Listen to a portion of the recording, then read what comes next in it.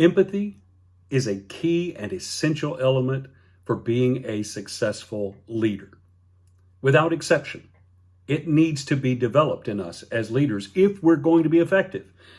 So how do we develop empathy? Well, for some people, empathy comes a little more naturally. For others, we may struggle with it. It could be because of our personality traits, our styles that we've learned in the area of leadership. But I want to share with you today 5 things that can help you develop a greater sense of empathy as a leader. Here we go. Number 1, realize that empathy can begin with a choice. That's right. You can make the decision to actually begin to care for and value the people that you are leading. In fact, in all 5 of the things I'm going to share with you involve an element of choice, a decision. Now, this was groundbreaking for me because I thought I had to wait until I just had these natural tendencies of emotion and feeling for others to emerge in order to be empathetic. So when I realized that I could make the decision, I could choose to care and value others, life-changing, especially in the area of leadership. Because I made a decision that I'm going to care and value how others feel and what they're experiencing, and that I become willing to factor that into my decisions and my responses and my behaviors, I have initiated the process of becoming more empathetic. Here's number 2. Seek to understand different perspectives. Everyone might be experiencing the same situation or similar situation, but not everyone is experiencing it in the same way. Making the decision to care and value others, that's great, but it's also going to require a decision that you are willing to step forward in understanding from someone else's viewpoint. It's choosing to understand why others see what they're seeing and adding that into how you are seeing what is going on and using those perspectives together to gain a broader picture and a better understanding of how the team is experiencing what is going on. Choosing to seek to understand other perspectives is going to go a long way. Understanding differing viewpoints really is going to help you respond more thoughtfully and make decisions that will include and involve the best interest of all the people who are involved. If you simply go from what you observe, you're going to have only a piece of the picture. It might be an important piece. It might be an accurate piece.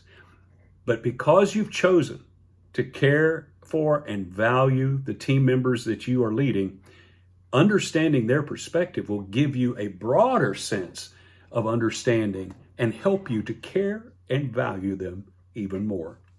Number 3, this is going to help you do that. Engage in one-on-one conversations.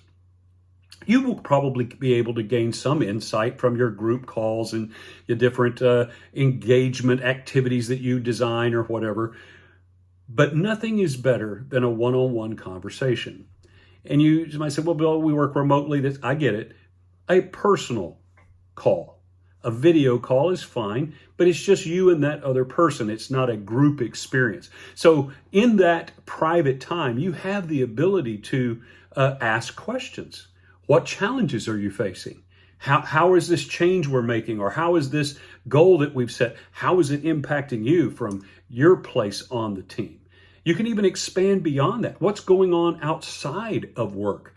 What other challenges might you be experiencing right now? And it will give you insight and the opportunity as a leader to begin to actually care about what this person is going through.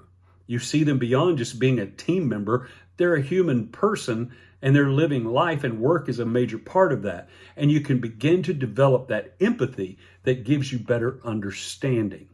For them, it's going to provide trust, and it's going to help them see that you really do care about what they're going through. And it's going to offer you as a leader the chance to offer support where they really need it most. Number 4, encourage feedback.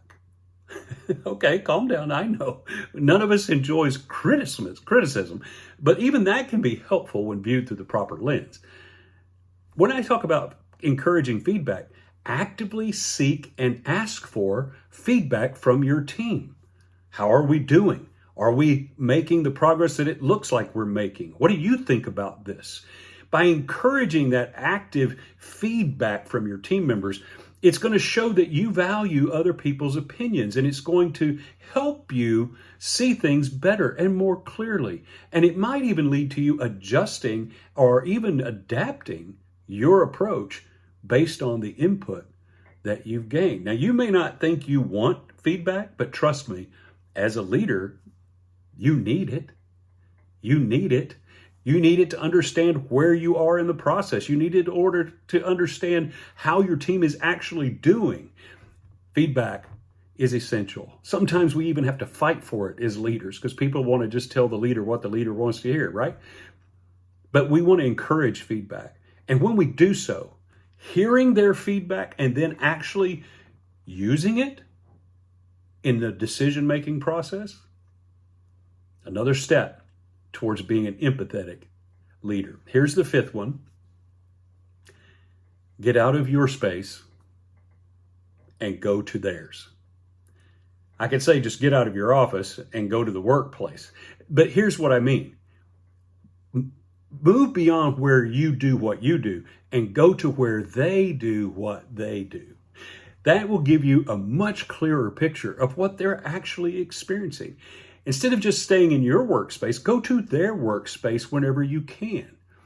Try to see it from where they are, on the ground, what they're dealing with, what workarounds are they being forced to develop and look for.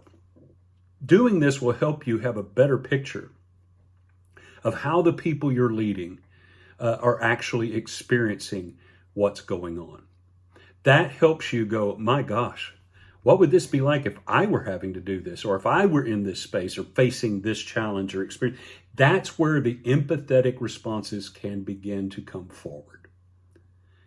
When we recognize that empathy can begin with something as simple as a choice, and then following up that choice with other choices, the first one being to care and value the people that we're serving. The second one being to choose to find out what their perspectives are and try to understand them.